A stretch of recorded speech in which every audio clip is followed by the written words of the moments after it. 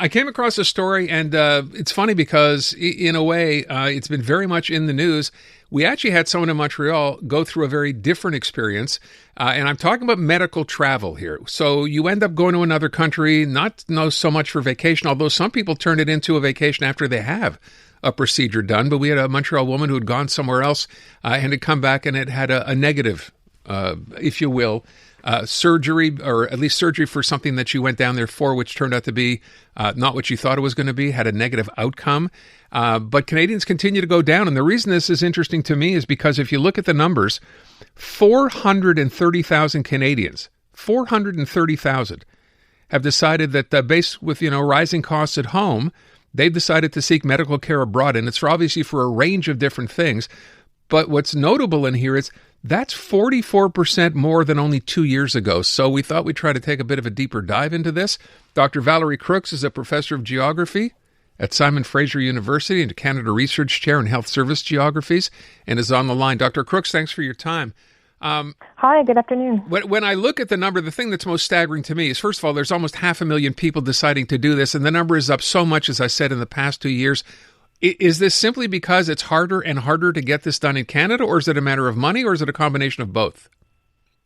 Well, there's a whole number of factors that motivate Canadians to consider going abroad for medical care. But before I mention some of those, I'll just say in terms of the number that you reported and many of the other numbers that are out there around Canadians' involvement in medical tourism, they're really built on a lot of assumptions and a lot of mathematical models. In other words, they're not based on actual reliable numbers. So those that are promoted by the industry tend to have very inflated numbers. So it's really hard to get a sense of how many Canadians go abroad because this is a mobility that's untracked, untraced, and unregulated. But why did Canadians go abroad? There's lots of reasons. So for some, it's that they're assigned to a wait list that they think is intolerably long. For others, they're looking for anonymity. They'd like to get a procedure that they actually don't want people in their personal networks to know about. There are lots of first or second generation Canadians who have more extensive family networks abroad. They'd like to recover from surgery where they have those friend and family networks. There are also people who travel for experimental therapies that are simply unavailable in Canada. So these are some of the different factors that get Canadians thinking about what their options are elsewhere. So, I mean, in the article that I read, so it talks about the fact, and as I said, there's a wide gamut here, if you will, right? They travel for dental work, cosmetic surgeries, fertility treatments, etc. The Montreal woman I talked about went for a cancer treatment. There are obviously, when you see stories like this and you see more and more people doing it, regardless of what the numbers may actually be, there's a reason this is going on. And I think back, we had a story in Quebec earlier this week. There are now over 900,000 people here still waiting for appointments with medical specialists. So the numbers are going up and up and up as far as the wait goes. It's understandable, perhaps, that you can get this done somewhere else. And by the time you're all done, even with the travel, save an awful lot of money. But my question, I guess, is what's the concern here? Yeah, so obviously lots of concerns that come to mind. I mean, first off, there's concerns around risks associated with getting any interventional medical care that could have a negative outcome, could result in some form of complication emerging. But those particular kinds of risks, they might actually be amplified when you combine travel, especially if it involves air travel, where you're doing things like traveling in an airport, in an airplane, shortly after surgery with wounds that have not fully recovered. I think that probably any listener could imagine what those particular kinds of risks might be like. But there's also ones related to financial. So I've certainly talked to lots of Canadians as well as Americans and others who have made the choice to go abroad. They built their budget around quotes that they were provided by hospitals or clinics elsewhere. But if your plan actually goes awry, so if you need to stay longer than anticipated, or if something happens, in recent years, we've seen a number of closures of borders that were once easy to get across that for some reason something has happened geopolitically or in terms of an environmental disaster, you suddenly can't leave. You're staying a lot longer than anticipated. You need the money, and that can cause a lot of financial consequences for people if they haven't planned accordingly. Also, I know that a lot of Canadians that make the decision to go abroad for medical care, they don't travel on their own. If it's really interventional care, they're going to travel with a friend or a family member. And the traveling of that person spending time in hospitals, exposed to what can be in hospital environments, that also introduces new risks. So these are some of the things that people need to think about. By the way, are there some treatments here that in fact would be covered by provincial health care, or for the most part they're not? You do have people traveling abroad for treatments that are covered within the domestic system. Typically, if they are, they're doing that because of a wait list. In relation to Canadians' out-of-pocket payments, there are some instances where Canadians have traveled abroad, kept their receipts, and were able to claim some of them in their tax submissions, even though there was no coverage within their provincial health system for that. And then provincial health systems do have some availability of cross-border care that's arranged. There are typically panels that make decisions with regard to what's going to be covered. And that's very different from medical tourism because it's not self-initiated with the patient making their own sole decision. What's the recommendation here, if I can phrase it that way, for people considering doing this? We talked about cost, and in some cases, from what I read, that cost can be almost, in some cases, 90% lower than it would be if you stayed home and could have that procedure done here. So what's the advice for people who are considering doing this? Yeah, so I think there's a number of pieces of advice. First off, if you're planning to go for something that's significantly interventional, have a conversation at least with your family doctor. If you happen to be a patient who doesn't have a family doctor at the moment, go to your walk-in clinic and have a conversation.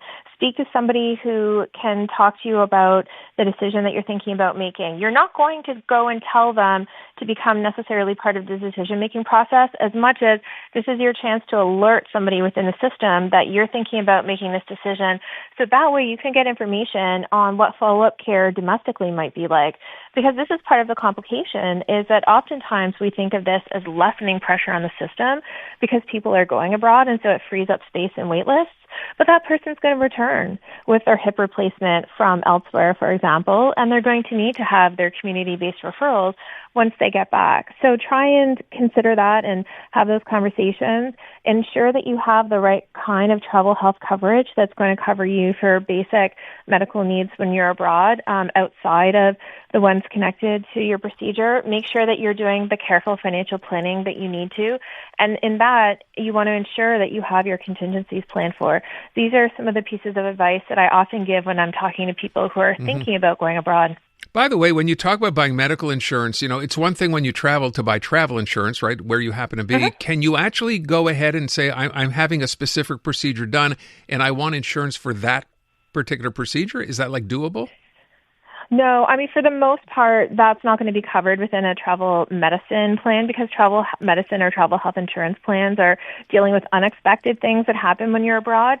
But that is something where you need to make sure that if something unexpected, so for example, you have been discharged from the hospital, you're on the way to the airport, you break your leg, and you need to enact your travel health insurance plan, you need to make sure that the fact that your travel has been initiated by accessing medical care abroad and that you've already spent extensive time in a hospital abroad does not exempt you from drawing on that plan. So this is why, again, people need to look into it and do very careful homework. I would ask as well, have you heard of some negative outcomes here, and which would be the ones you'd actually, warn people about right off the top? Oh, certainly. Well, one thing maybe that I would warn people to think really carefully about is instead of a specific negative outcome, one thing that I've certainly talked to lots of Canadians around are people who are thinking about using medical tourism as an option for a procedure that they are not thought to be a viable surgical candidate for here domestically. So sometimes you can be considered too old, a procedure, you may have had it too many times to be eligible again, you may be too underweight or overweight for a procedure, whatever it might be. And if you are considered to be not a suitable candidate for a specific surgery or a specific experimental treatment domestically, you should be thinking very carefully about using your money to try to go to the international or global market to be able to access that care elsewhere. That it is not simply a restriction of the domestic system. Those kinds of eligibility criteria take very careful scientific evidence into making those decisions. So as a concrete example, it is not out of the realm of what we hear about for people to go abroad for bariatric surgery or what popularly we call weight loss surgery, actually because they are underweight to be considered to be eligible here in Canada. So that person that wants to lose that 10, 20, 30 pounds they've never been able to take off, despite all the diet and exercise, they feel like surgery is the only option. Being underweight for a bariatric surgery is a very, very dangerous thing to have happen. And so that would be an example of something where people should think incredibly carefully about the risks in terms of going abroad because they are not eligible for something here. Right. You mentioned hip replacement. Obviously, those are two big ones, knee replacement, hip replacements. And those are the ones, of course, when I look at what's happening in Quebec, that we say medical specialists, you got to wait, your year, 2, 3 eventually for an appointment. Those things, I don't want to use the wrong phrase here, but I mean, they don't seem like pretty regular sort of surgeries. It's not heart surgery. They're still, would you warn people about those as well? I mean, knee replacements or hip replacements are done fairly commonly. Absolutely. Well, in relation to hip and knee replacements, one of the things that makes for the best surgical outcomes are dealing with surgeons who perform those procedures regularly. So the higher the volume of surgeries, we know that we tend to see better outcomes.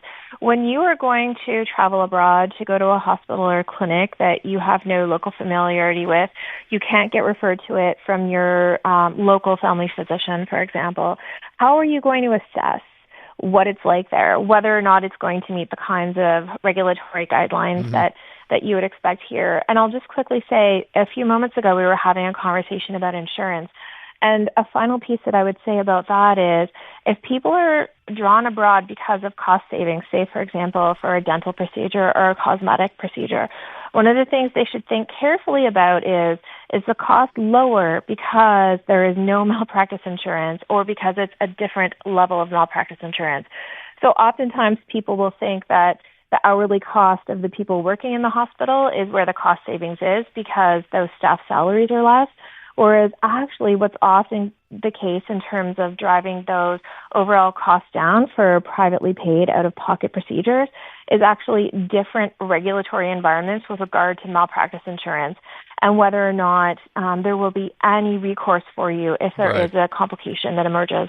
Kind of making the point of do your homework and do a lot of it before you decide to go ahead and do this. All right. Doctor, I want to thank you so much for your time. Appreciate it.